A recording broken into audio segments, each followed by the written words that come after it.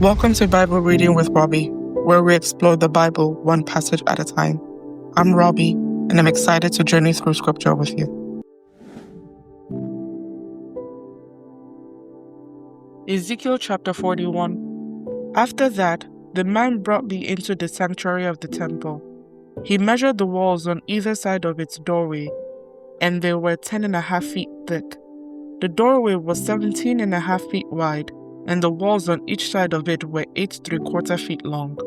The sanctuary itself was 70 feet long and 35 feet wide.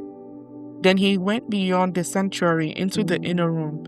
He measured the walls on either side of its entrance, and they were 3.5 feet thick. The entrance was 10.5 feet wide, and the walls on each side of the entrance was 12 1/4 feet long. The inner room of the sanctuary was 35 feet long and 35 feet wide. This, he told me, is the most holy place. Then he measured the wall of the temple, and it was 10.5 feet thick. There was a row of rooms along the outside wall. Each room was 7 feet wide. These side rooms were built in 3 levels, one above the other, with 30 rooms on each level. The supports for these side rooms rested on exterior ledges on the temple wall. They did not extend into the wall. Each level was wider than the one below it, corresponding to the narrowing of the temple wall as it rose higher. A stairway led up from the bottom level through the middle level to the top level. I saw that the temple was built on a terrace, which provided a foundation for the side rooms. This terrace was 10.5 feet wide. The outer wall of the temple side rooms were 8 3/4 feet thick. This left an open area between these side rooms and the row of rooms along the outer wall of the inner courtyard. This open area was 35 feet wide, and it went all the way around the temple. 2 doors opened from the side rooms into the terrace yard, which was 8 3/4 feet wide. One door faced north and the other south. A large building stood on the west, facing the temple courtyard. It was 122.5 feet wide and 157.5 feet long, and its walls were 8 3/4 feet thick. Then the man measured the temple, and it was 175 feet long. The courtyard around the building, including its walls, was an additional 175 feet in length. The inner courtyard to the east of the temple was also 175 feet wide. The building to the west, including its 2 walls, was also 175 feet wide. The sanctuary, the inner room, and the entry room of the temple were all paneled with wood, as were the frames of the recessed windows. The inner walls of the temple were paneled with wood above and below the windows. The space above the door leading into the inner room and its walls, inside and out, were also paneled. All the walls were decorated with carvings of cherubim, each with 2 faces, and there was a carving of a palm tree between each of the cherubim. One face, that of a man, looked toward the palm tree on one side. The other face, that of a young lion, looked toward the palm tree on the other side. The figures were carved all along the inside of the temple, from the floor to the top of the walls, including the outer wall of the sanctuary. There were square columns at the entrance to the sanctuary, and the ones at the entrance of the most holy place were similar. There was an altar made of wood, 5 1/4 feet high and 3.5 feet across. Its corners, base, and sides were all made of wood. This, the man told me, is the table that stands in the Lord's presence. Both the sanctuary and the most holy place had double doorways, each with 2 swinging doors. The doors leading into the sanctuary were decorated with carved cherubim and palm trees, just as on the walls, and there was a wooden roof at the top of the entryway to the temple. On both sides of the entry room were recessed windows decorated with carved palm trees. The side rooms along the outside wall also had roofs. Ezekiel chapter 42. Then the man led me out of the temple courtyard by the way of the north gateway. We entered the outer courtyard and came to a group of rooms outside the north wall of the inner courtyard. This structure, whose entrance opened toward the north, was 175 feet long and 87.5 feet wide. One block of rooms overlooked the 35-foot width of the inner courtyard. Another block of rooms looked out onto the pavement of the outer courtyard. The 2 blocks were built 3 levels high and stood across from each other. Between the 2 blocks of rooms ran a walkway 17.5 feet wide. It extended the entire 175 feet of the complex, and all the doors faced north. Each of the 2 upper levels of rooms was narrower than the one beneath it because the upper levels had to allow space for walkways in front of them. Since there were 3 levels and they did not have supporting columns as in the courtyard, each of the upper levels was set back from the level beneath it. There was an outer wall that separated the rooms from the outer courtyard. It was 87.5 feet long. This wall added length to the outer block of rooms, which extended for 87.5 feet, while the inner block, the rooms toward the temple, extended for 175 feet. There was an eastern entrance from the outer courtyard to these rooms. On the south side of the temple, there were 2 blocks of rooms just south of the inner courtyard between the temple and the outer courtyard. These rooms were arranged just like the rooms on the north. There was a walkway between the 2 blocks of rooms, just like the complex on the north side of the temple. This complex of rooms was the same length and width as the other one, and it had the same entrances and doors. The dimensions of each were identical. So there was an entrance in the wall facing the doors of the inner block of rooms, and another on the east at the end of the interior walkway. Then the man told me, "These rooms that overlook the temple from the north and south are holy. Here the priests who offer sacrifices to the Lord will eat the most holy offerings. And because these rooms are holy, they will be used to store the sacred offerings, the grain offerings, sin offerings, and guilt offerings. When the priests leave the sanctuary, they must not go directly to the outer courtyard. They must first take off the clothes they wore while ministering, because these clothes are holy. They must put on outer clothes before entering the parts of the building complex open to the public." When the man had finished measuring the inside of the temple area, he led me out through the east gateway to measure the entire perimeter. He measured the east side with his measuring rod, and it was 875 feet long. Then he measured the north side, and it was 875 feet. The south side was also 875 feet, and the west side was also 875 feet. So the area was 875 feet on each side with a wall all around it to separate what was holy from what was common. Ezekiel chapter 43. After this, the man brought me back around to the east gateway. Suddenly, the glory of the God of Israel appeared from the east. The sound of his coming was like the roar of rushing waters, and the whole landscape shone with glory. This vision was just like the others I had seen, first by the Kibar River, and then when he came to destroy Jerusalem. I fell face down on the ground, and the glory of the Lord came into the temple through the east gateway. Then the Spirit took me up and brought me into the inner courtyard, and the glory of the Lord filled the temple. And I heard someone speaking to me from within the temple, while the man who had been measuring stood beside me. The Lord said to me, "Son of man, this is the place of my throne and the place where I will rest my feet. I will live here forever among the people of Israel.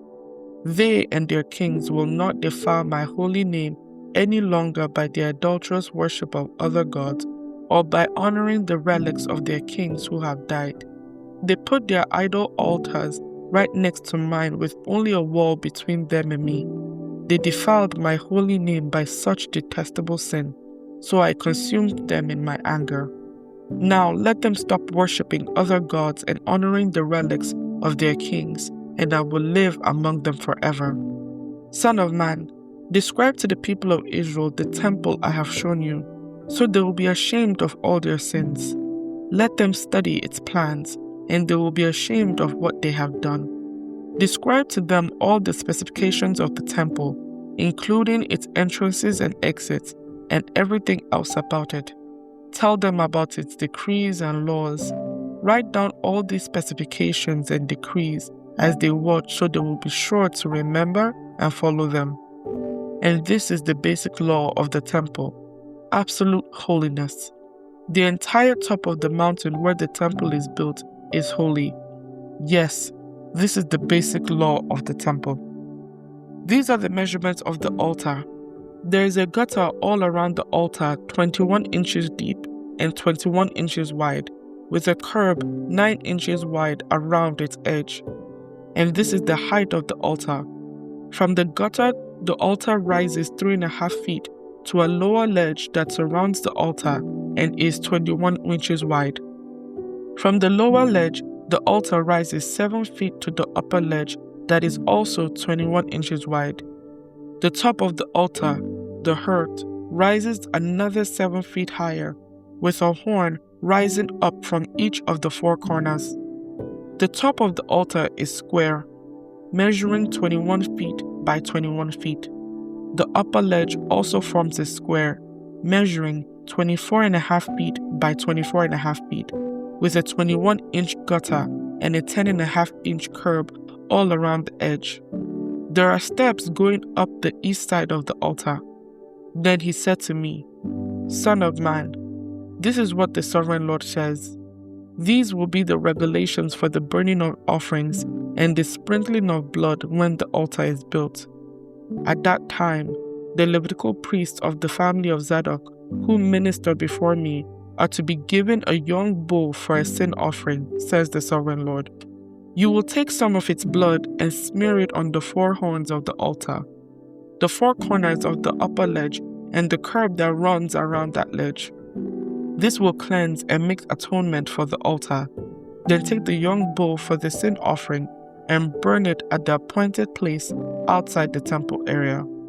On the 2nd day, sacrifice as a sin offering a young male goat that has no physical defects.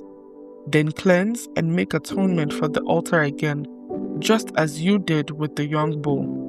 When you have finished the cleansing ceremony, offer another young bull that has no defect and a perfect ram from the flock. You are to present them to the Lord, and the priests are to sprinkle salt on them and offer them as a burnt offering to the Lord. Every day for 7 days, a male goat, a young bull, and a ram from the flock will be sacrificed as a sin offering. None of these animals may have physical defects of any kind. Do this each day for 7 days to cleanse and make atonement for the altar, thus setting it apart for holy use. On the 8th day, and on each day afterward, the priests will sacrifice on the altar the burnt offerings and peace offerings of the people. Then I will accept you. I, the Sovereign Lord, have spoken. Ezekiel chapter 44. Then the man brought me back to the east gateway in the outer wall of the temple area, but it was closed. And the Lord said to me, This gate must remain closed. It will never again be opened. No one will ever open it and pass through, for the Lord, the God of Israel, has entered here. Therefore, it must always remain shut. Only the prince himself may sit inside this gateway to feast in the Lord's presence, but he may come and go only through the entryway of the gateway. Then the man brought me through the north gateway to the front of the temple. I looked and saw that the glory of the Lord filled the temple of the Lord, and I fell face down on the ground. And the Lord said to me, Son of man, take careful notice. Use your eyes and ears and listen to everything I tell you about the regulations concerning the Lord's temple. Take a careful note of the procedures for using the temple entrances and exits, and give these rebels, the people of Israel, this message from the Sovereign Lord. O people of Israel, enough of your detestable sins. You have brought uncircumcised foreigners into my sanctuary. people who have no heart for God. In this way, you defiled my temple even as you offered me my food, the fat and blood of sacrifices. In addition to all your detestable sins, you have broken my covenant.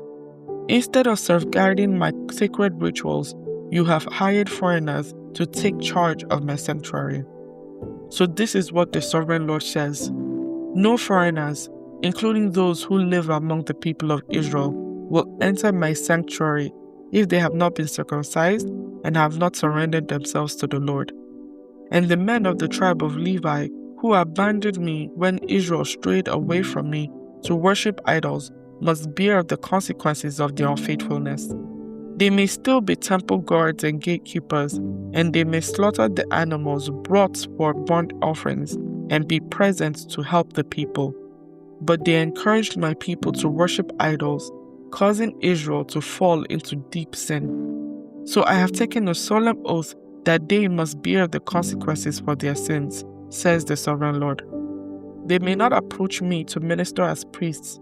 They may not touch any of my holy things or the holy offerings, for they must bear the shame of all the detestable sins they have committed. They are to serve as the temple caretakers, taking charge of the maintenance work and performing general duties. However, the Levitical priests of the family of Zadok continued to minister faithfully in the temple when Israel abandoned me for idols. These men will serve as my ministers. They will stand in my presence and offer the fat and blood of the sacrifices, says the Sovereign Lord. They alone will enter my sanctuary and approach my table to serve me. They will fulfill all my requirements. When they enter the gateway to the inner courtyard, they must wear only linen clothing. They must wear no wool while on duty in the inner courtyard or in the temple itself. They must wear linen turbans and linen undergarments. They must not wear anything that would cause them to perspire. When they return to the outer courtyard where the people are, they must take off the clothes they wear while ministering to me. They must leave them in the sacred rooms and put on other clothes so they do not endanger anyone by transmitting holiness to them through this clothing. They must neither shave their heads nor let their hair grow too long. Instead, they must trim it regularly. The priests must not drink wine before entering the inner courtyard. They may choose their wives only from among the virgins of Israel or the widows of the priests. They may not marry other widows or divorced women. They will teach my people the difference between what is holy and what is common, what is ceremonially clean and unclean. They will serve as judges to resolve any disagreements among my people. Their decisions must be based on my regulations, and the priests themselves must obey my instructions and decrees at all the sacred festivals and see to it that the Sabbaths are set apart as holy days. A priest must not defile himself by being in the presence of a dead person unless it is his father, mother, child, brother, or unmarried sister. In such cases, it is permitted. Even then, he can return to his temple duties only after being ceremonially cleansed and then waiting for 7 days. The first day he returns to work and enters the inner courtyard and sanctuary, he must offer a sin offering for himself, says the Sovereign Lord. The priest will not have any property or possession of land, for I alone am their special possession. Their food will come from the gifts and sacrifices brought to the temple by the people, the grain offerings, the sin offerings, and the guilt offerings. Whatever anyone sets apart for the Lord will belong to the priests. The first of the ripe fruit and all the gifts brought to the Lord will go to the priests. The first batch of dough must also be given to the priests, so the Lord will bless your homes. The priests may not eat meat from any bird or animal that dies a natural death or that dies after being attacked by another animal. May the Lord bless the reading of His Word. Thank you for joining me on this episode of Bible Reading with Robbie. If you enjoyed our time together, please subscribe and share this podcast with others. Join us next time as we continue on our journey through Scripture. Until then, stay blessed.